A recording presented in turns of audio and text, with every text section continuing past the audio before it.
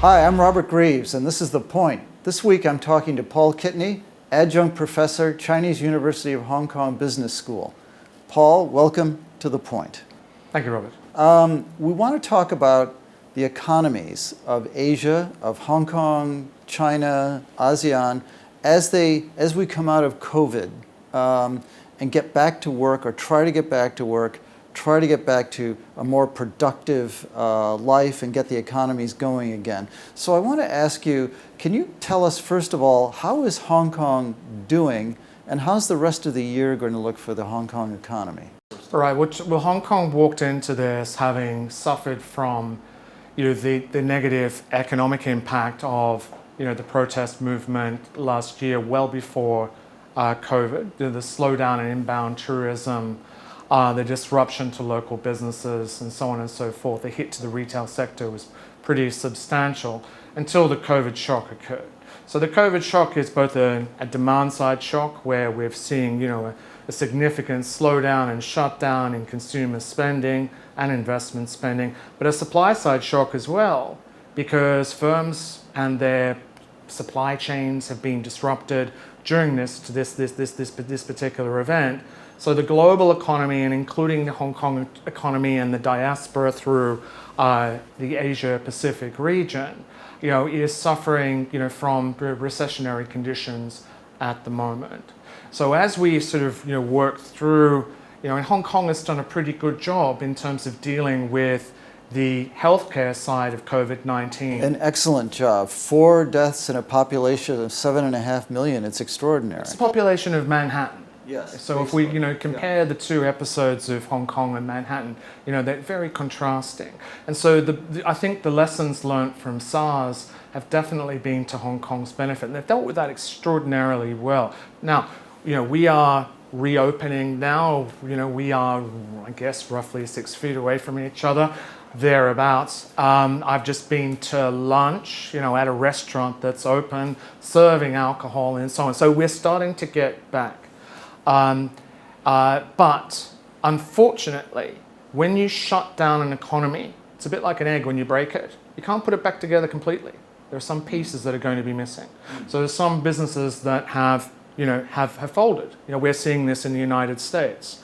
JCPenney have just filed for bankruptcy. Hertz, Rent-A-Car, has just filed for bankruptcy.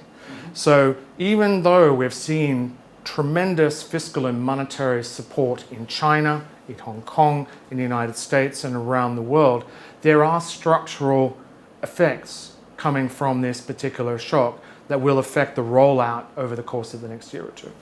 Now, let's talk about some numbers for a minute. Paul Chan, the financial secretary of Hong Kong, said, I think it was earlier this month, that year on year, the economy was down 8.9%, something like that. So how much is it going to come back this year? What can we expect? So I think the way in which I look at the rollout is Q1 and Q2 will look like the Great Depression.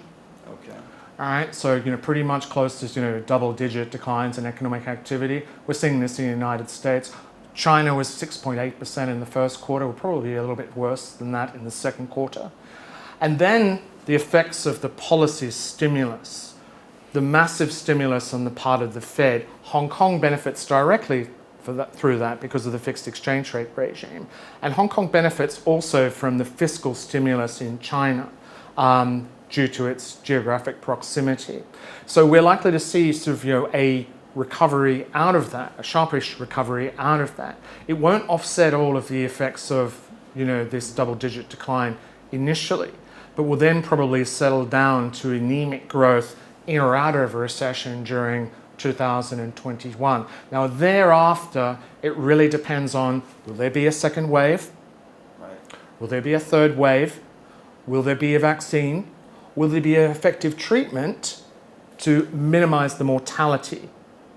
So, there's been some very good work done in academic circles on this particular area. In fact, one of them through an academic advisor of mine during my PhD, who has a 25,000 equation model, which sort of looks especially at the impact of a second wave, and it is pretty bad. So it's very, very important that dealing with the healthcare side of COVID-19 is done carefully, before fully rolling out the economy and dealing with that. A vaccine will be an important, not only health care panacea, but economic panacea as well. Now, we've gone through how many days with no local infections appearing? So what do you think the probability of a second wave is at this point?